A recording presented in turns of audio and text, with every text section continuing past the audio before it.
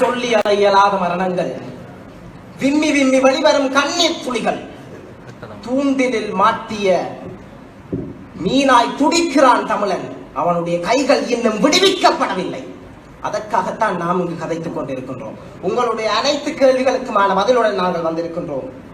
அதாவது ஒன்று கூறினீர்கள், மக்கள் தெரிவு செய்வது ஆளுமை என்று ஒத்துக்கொள்கின்றீர்களா?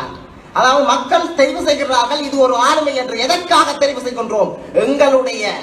எங்களுடைய தலைமை, ஒரு கால தலைமை பீடம் எங்களுடைய தமிழ் தேசிய கூட்டமைப்பை ஆதரித்தது. அந்த ஒற்றை சொல்லுக்காக இன்றும் நாங்கள் போராடி கொண்டிருக்கின்றோம். அவர்களுக்கு பின்னாலே நம்பிக்கை என்ற ஒரு வார்த்தையின் பார்ப்பார். நீங்கள் கூறினீர்கள், விக்னேஸ்வரன் ஐயாவை பற்றி நாங்கள் மாத்திரம்தான் குற்றம் கூறுவோம் என்று. விக்னேஸ்வரனை நீக்குமாறு கட்சியுடன் கோரியுள்ளேன். எங்களுடைய சுதந்திரன் ஐயா முதலாவது ஆறாரம். அதாவது இன்னொரு விடயம், சர்வதேச நீதிக்காக பொறுத்திருங்கள் என்றீர்கள். ஜெனீவா தீர்மானம் சிறந்தது, எமது தீர்வுகளுக்கும் வழிவகுக்கும். சர்வதேச விசாரணை முடிந்துவிட்டது. ஐயா சம்பந்தர் ஐயா அவர்கள்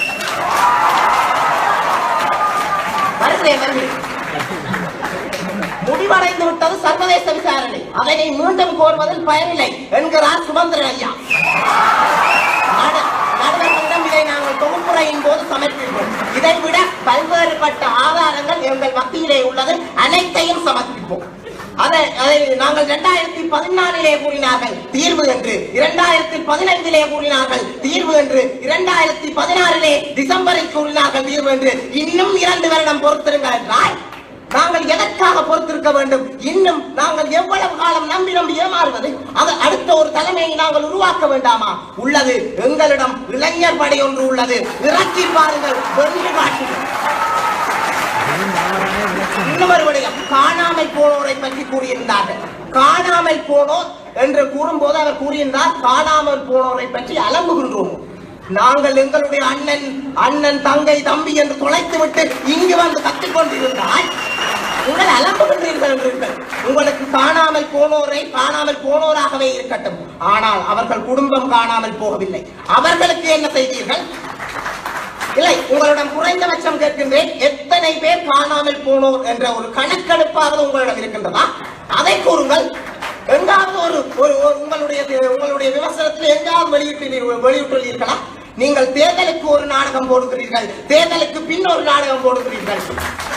வடக்கு கிழக்கு இணைத்து தருவோம் என்று தேர்தலின் போது உங்களுக்கு வாக்குறுதி தந்திருந்தீர்கள். அதன் பின் என்ன செய்தீர்கள்? வடக்கு கிழக்கு இணைப்பு சாத்தியமில்லை என்கிறீர்கள் என்று.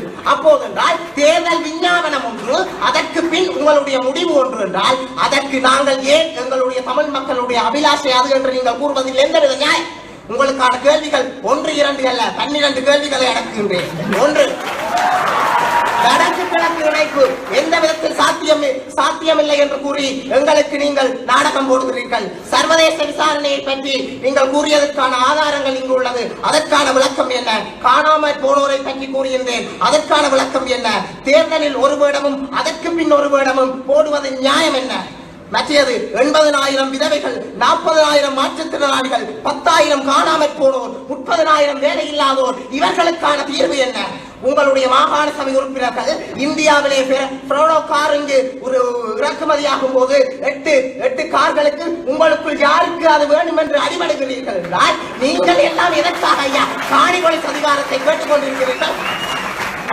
சர்வதேசத்துக்கு நீங்கள் நெருக்கடி கொடுக்க வேண்டாம், அதுதான் உங்களுக்கு கடினமாக உங்கள் ஆளுமை குறைவாக இப்படி இருக்கின்றது என்றால் கடைசி எங்களுடைய தமிழ் மக்களுக்கான ஆறுதலையாவது கொடுங்கள் ஐயா. உங்களால் அது கூட முடியவில்லை என்றால் பிறகு எதற்கு உங்களுக்கு ஆட்சி என்பதுதான் என்னுடைய மிக மிக தாழ்ந்த ஒரு விடயமாக கேள்வியாக இருக்கின்றது. எங்களுடைய யாழ்ப்பாணத்திலே பிரபல சித்த வீட்டு பத்திரிகை உரிமையாளர் தன்னுடைய மகளின் பிறந்த நாள் கொண்டாட்டத்திற்கு எங்களுடைய அதிமேதகு மைத்திரி ஐயா அவர்களை, ஜனாதிபதி மைத்திரி ஐயா அவர்களை அழைத்து உங்களுடைய பிறந்த நாள் கொண்டாட்டங்களை நன்றாக கவனித்து அனுப்பியிருக்கிறீர்கள் என்றால் அரசியல் கைதிகளுக்கு காணாமல் போனோருக்கு காணி விடுவிக்காது இருந்த காணி விடுவிப்புக்கு ஏன் உங்களால் அவர்களை கோர முடியவில்லை? என்னுடைய கேள்வி சாரமாரியாக போடுகின்றேன். மீண்டும் தொடர்கிறது. எங்களுடைய அதாவது நீங்கள் அரசியல் கைதிகளை விடுவித்து விட்டீர்கள் என்றீர்கள். அவர்களுக்கான விடுவித்த பின் நீங்கள் என்ன கூறுகிறீர்கள்? அவர்கள் தான் எங்களுடைய காரில் குண்டு வைக்கிறார்கள், அவர்கள் தான் எங்களை கொல்ல முயற்சி செய்கின்றார்கள் என்று அவர்களையும் மீண்டும் எங்களுடைய சிறைக்குள்ளே அனுப்புகின்றீர்கள் என்றால் நிச்சயமாக இது ஆளுமை குறைவுக்கான ஏதோ ஒரு நிர்பந்தத்தினை நமது தமிழ் மக்கள் இன்று சூடி நிற்கின்றார்கள் என்பது எங்களுக்கு விளங்க வேண்டும். ஒரே ஒரு விடயத்தை கூறிவிட விரும்புகின்றேன்.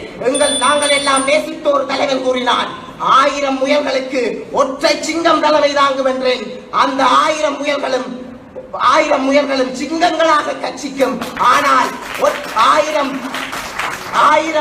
சிங்கங்களுக்கு ஒற்றை முயல் தலைமை தாங்கும்.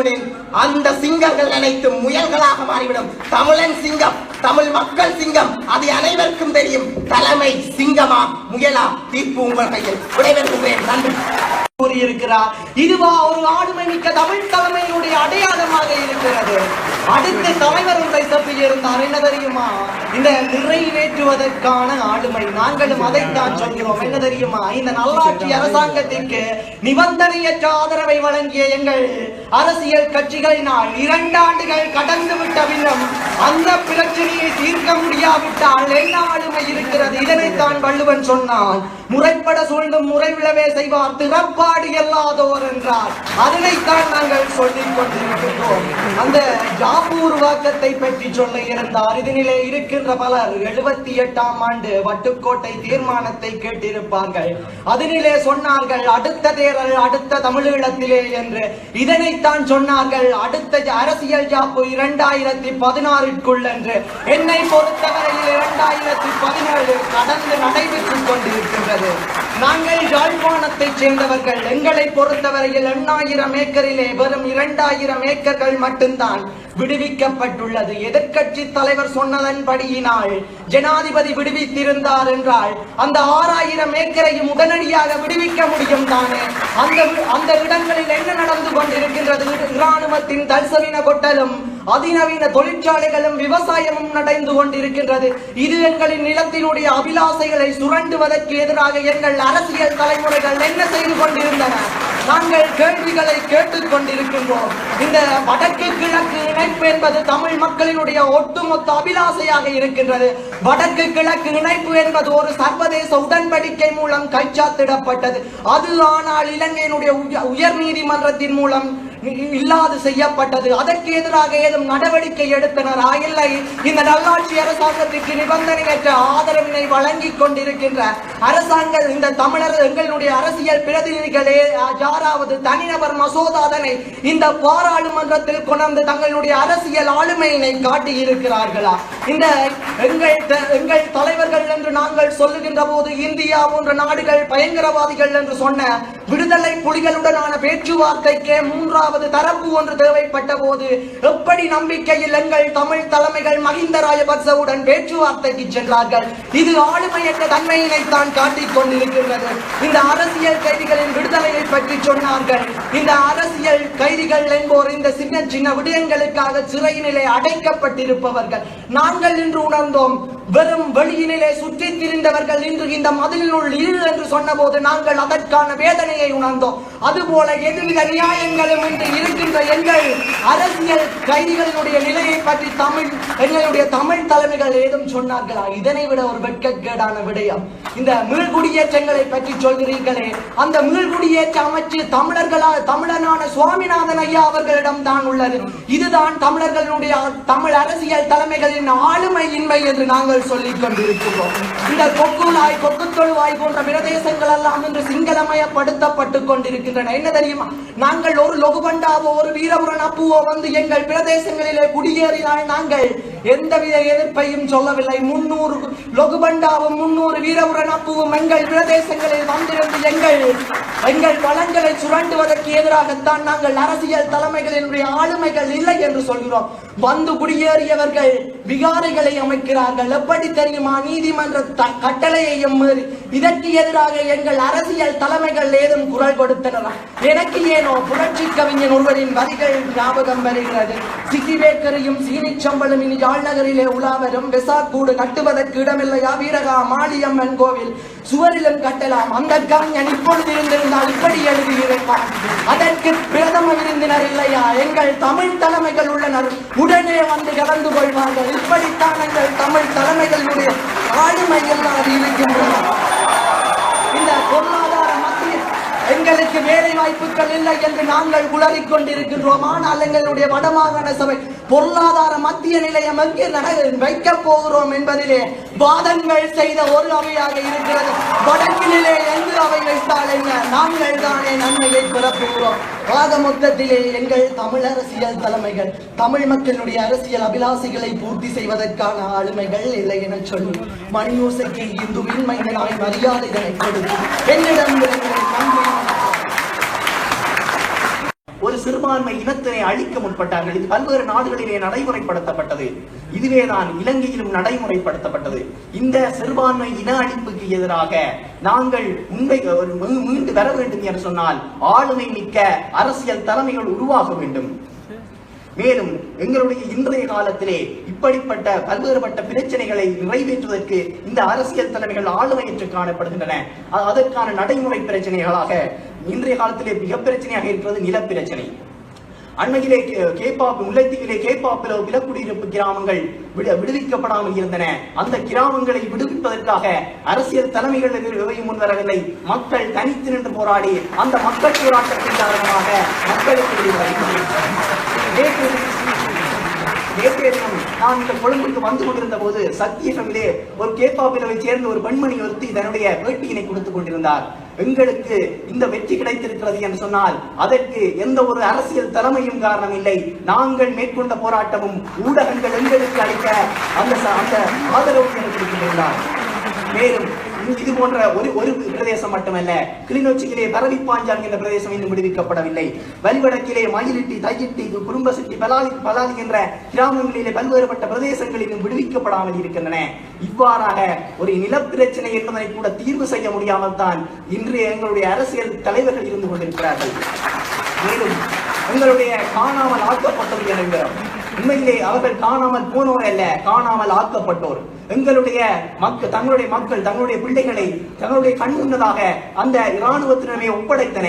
அவ்வாறு ஒப்படைக்கப்பட்டவர்கள் இன்னும் விடுவிக்கப்படாமல் அவர்கள் எங்கே சென்று விட்டார்கள் என்று அரசனுடைய கையை விரித்து விட்டது. இப்படி விரித்து விட்டது என்று சொன்னால் என்ன காரணம்? அவர்கள் காணாமல் போனோர் அல்ல, காணாமல் ஆக்கப்பட்டோர். இதற்கான தீர்வினை மக்கள் பல்வேறு போராட்டங்களை முன்னெடுத்தார்கள். ஆனால் எந்த ஒரு அரசியல் தலைமையோ அதற்கான ஒரு முன்னெடுப்பை அல்லது அதற்கான ஆளுமை மிக்க அந்த அபிலாஷையை நிறைவேற்றுவதற்கான தீர்மானம் ஒன்றை இதுவரை மேற்கொள்ளவில்லை. மேலும் இந்த சர்வதேச போர்க்குற்ற விசாரணை இருக்கிறது. இந்த சர்வதேச போர்க்குற்ற விசாரணையை எங்கள் பல்வேறு நாடுகளே வேண்டும் என்று குறிப்பிடுகின்றன. ஆனால் எங்களுடைய தமிழ் அரசியல் தலைமைகள் என்ன செய்கிறது தெரியுமா? அது எங்களுக்கு சர்வதேச போர்க்குற்ற விசாரணை வேண்டாம், உள்ளூர் விசாரணை தான் வேண்டும் என்று இருக்கிறார்கள். என்னால் மேலும் ஒரு ஆதாரத்தை விலை சேர்க்க முடியும். அதாவது இங்கிலாந்தினுடைய ஒரு பிரபல அதாவது டெலிகிராஃப் என்பதில் ரிச்சர்ட் டிக்சன் அவர்கள் குறிப்பிட்டிருக்கிறார். Real calibrate behind the Sri Lankan war என்று குறிப்பிட்டிருக்கிறார். அதாவது இலங்கையுடைய யுத்தத்திலே தவறு நடந்திருக்கிறது என்று குறிப்பிடுகிறார். மேலும் இலங்கையுடைய முற்படை தளபதியாக இருந்த சரத் பொன்சா ஆகட்டும் அல்லது அவருக்கு கீழே தளபதிகளாக இருந்த கமல் குணரட்ன மற்றும் சமிந்த டி சில்வா, டயஸ் மற்றும் மெண்டிஸ் ஆகியோர் கூட இந்த போரிலே பல்வேறுபட்ட தவறுகள் நடந்திருக்கின்றன, இதற்கு ஒரு சரியான விசாரணை வேண்டும் என குறிப்பிட்டிருந்தார்கள். ஆனால் அது தொடர்ச்சியாக பான் கி மூன் அவர்கள் குறிப்பிட்டிருந்தார். மேலும் ஆனால் எங்களுடைய அரசியல் தலைமைகள் என்ன செய்கிறது தெரியுமா? எங்களுக்கு சர்வதேச போர்க்குற்ற விசாரணை வேண்டாம், எங்களுக்கு உள்ளூர் விசாரணை தான் வேண்டும். மேலும் எங்களுடைய சர்வதேச போர்க்குற்ற விசாரணைகள் முடித்துவிட்டது என குறிப்பிட்டிருந்தார்கள். இறுதியாக ஒரு விடயத்தை கூறி முடித்துக் கொள்கிறேன். அண்மையிலே வரவு செலவு திட்டத்திற்கான முன்மொழிவுகள் நடந்து கொண்டிருந்தன. அந்த சந்தர்ப்பத்திலே எங்களுடைய தமிழ் தேசிய கூட்டமைப்பினுடைய தலைவர் அவர்களுக்கு அதிநவீன சொகுசு வாகனம் வேண்டும் என்பதற்காக எங்கள் தமிழ் மக்களுக்காக போராட வேண்டிய தமிழ் மக்களுக்கான ஒதுக்கீடுகள் நிறைய இருக்கின்றன. ஆனால் எங்களுடைய தமிழ் தேசிய கூட்டமைப்பு எங்களுடைய தலைவர் அவர்களுக்கு அதிநவீன சொகுசு வாகனம் வேண்டும் என்பதற்காக இங்கே முன்னே வீற்றிருக்கின்ற எங்களுடைய கௌரவ சுமந்திரன் ஐயா அவர்கள் முன்வழி ஒன்றை ஏற்படுத்தியிருந்தார்கள். இவ்வாறாக எங்களுடைய மக்களுக்கான முன்னேற்றங்களை கேட்கொள்கின்ற செயற்பாடுகள் எவ்வாறாக நிறுத்தலாக அமைந்தது கூறி வாழ்த்துக்கு நன்றி பாராட்டி விடைபெறுகின்றேன். நன்றி வணக்கம். அச்சமில்லை அச்சமில்லை அச்சமென்பதில்லையே அச்சமில்லை அச்சம்